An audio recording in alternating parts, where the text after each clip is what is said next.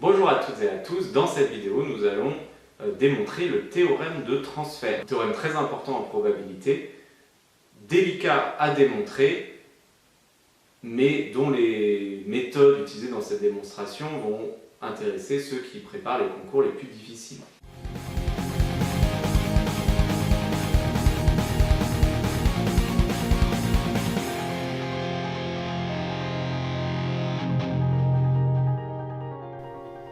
Alors on va démontrer ce théorème important qui est le théorème de transfert, mais on ne va pas le démontrer tout à fait avec ces hypothèses, parce que si le programme officiel nous donne un théorème de transfert très fort avec une fonction phi qui n'a quasiment aucune propriété, elle est juste continue, sauf même éventuellement en un nombre fini de points, donc c'est très très faible, nous on va admettre que phi est de classe C1 sur AB.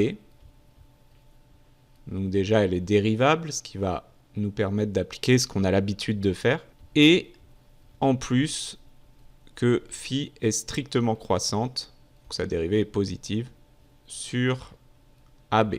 Le caractère strictement croissant, d'ailleurs, n'est pas obligatoire. On peut montrer aussi bien avec simplement croissant.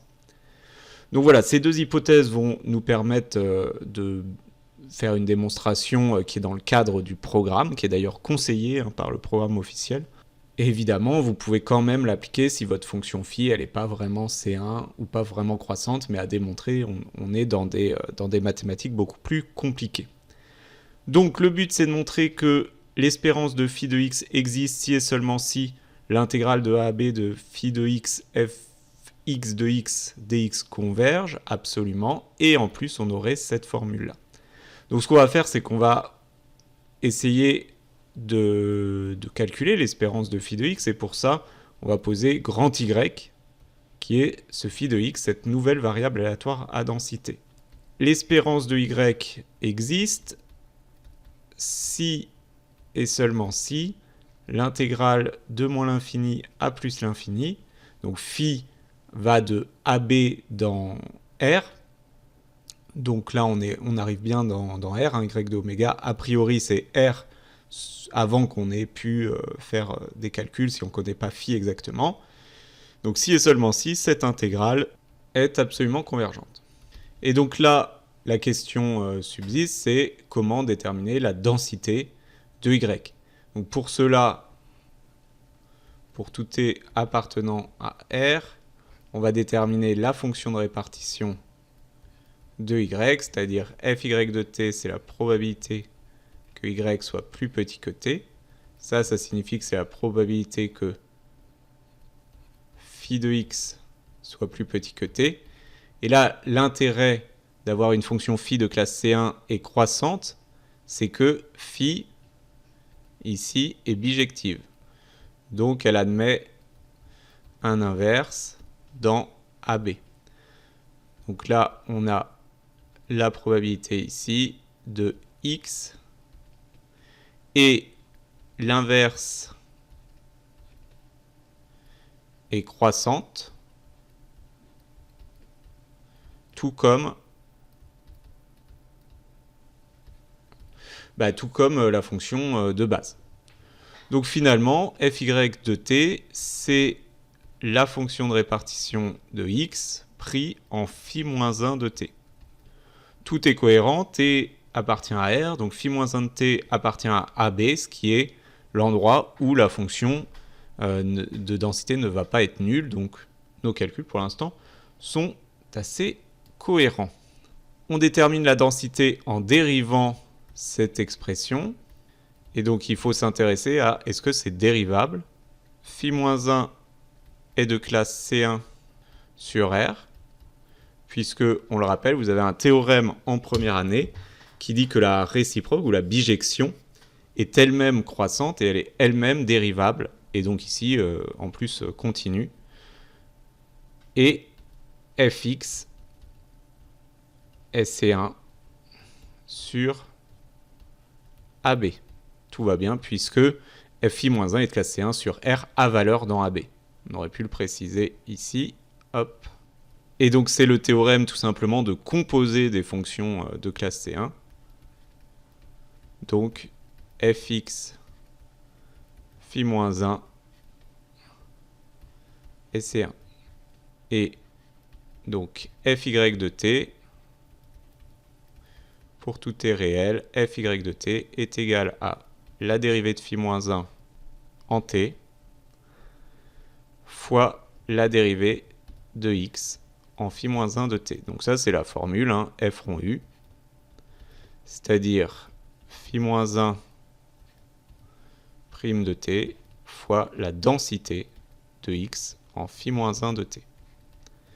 Bon, donc on a quelque chose d'assez théorique, mais finalement, on a notre densité.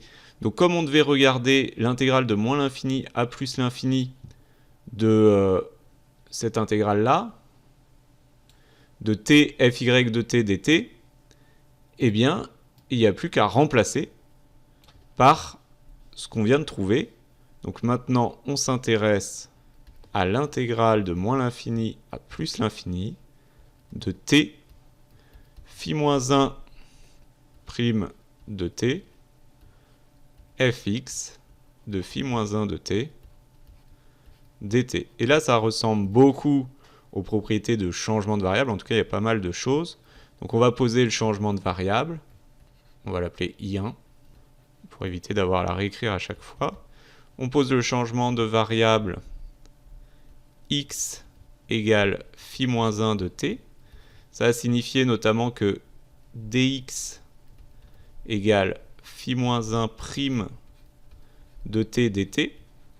Et donc vous voyez qu'ici, on a le phi-1 prime de t avec le dt qui va nous donner du dx.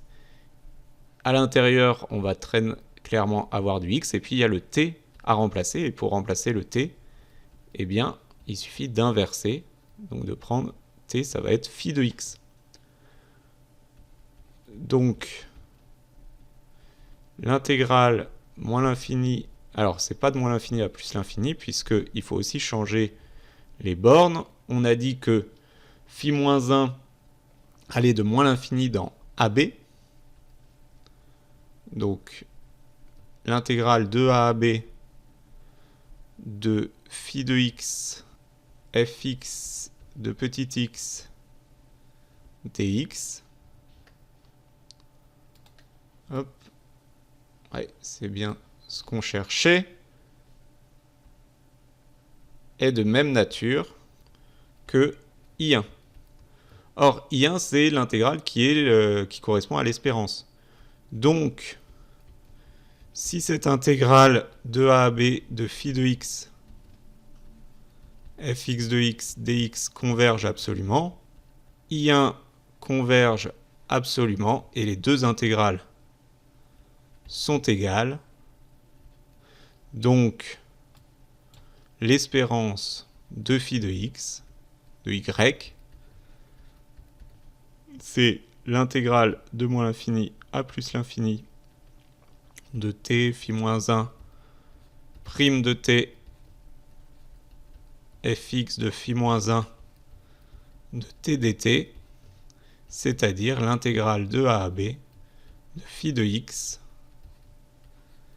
fx de x dx. Donc voilà, ce théorème de transfert utilise énormément le changement de variable. En fait, ça correspond à un changement de variable. C'est ce qu'on fait de toute façon quand on change notre variable aléatoire. On a une variable aléatoire x, on lui applique une transformation avec phi de x. Et donc pour revenir à notre densité f de x, eh bien, il faut faire la transformation inverse, donc utiliser un changement de variable dans l'intégrale. Donc là encore, on voit le lien très fort entre calcul intégral et probabilité, sachant que on peut soit utiliser des fois des théorèmes de probabilité, ça va plus vite souvent puisque c'est des théorèmes qu'on connaît par cœur, soit revenir à la forme intégrale et puis faire tous les calculs à la main avec les intégrales, mais c'est forcément plus long et plus calculatoire. Ça, c'est si vous avez un esprit plus analyste. Ceci étant dit, c'est un théorème qui est très très intéressant puisqu'il utilise plein de techniques, notamment les techniques classiques de changement de variables aléatoires, de transformation d'une variable aléatoire, mais aussi des rappels sur les fonctions bijective, l'inverse d'une fonction bijective, la dérivée de l'inverse d'une fonction bijective, etc. J'espère que vous avez compris toutes les subtilités de cette démonstration, et si ce n'est pas le cas, n'hésitez pas à poser les questions en classe ou sur les forums de la classe.